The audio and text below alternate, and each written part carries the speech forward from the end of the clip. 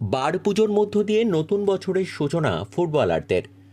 নববর্ষের সকাল মানেই ময়দানি রেওয়াজ বার পুজো। কলকাতার ময়দান থেকে জেলার মাঠ, বার পুজোর প্রচলন রয়েছে সব জায়গাতেই। কোথাও আগের থেকে জাঁক কমেছে, আবার কোথাও রয়েছে নিয়ম রক্ষায় ঘট পুজোই। তবে পয়লা বৈশাখের সকালে টাকি এরিয়ান ক্লাবে রীতি মেনে রীতিমতো জাঁকজমকপূর্ণ বার পুজোর আয়োজন করা হলো। বাঙালি তার মতো করে বাংলা ক্যালেন্ডারের প্রথম দিনে উৎসবে মেতে ওঠে ময়দানও। বছরের প্রথম দিনে টাকি এরিয়ান ক্লাবের মাঠে বার পুজোয় উপস্থিত ছিলেন ক্লাবের কর্মকর্তা, খেলোয়াড় সহ অন্যান্যরা। পুজো শেষে ছিল লুচি মিষ্টির আয়োজনও।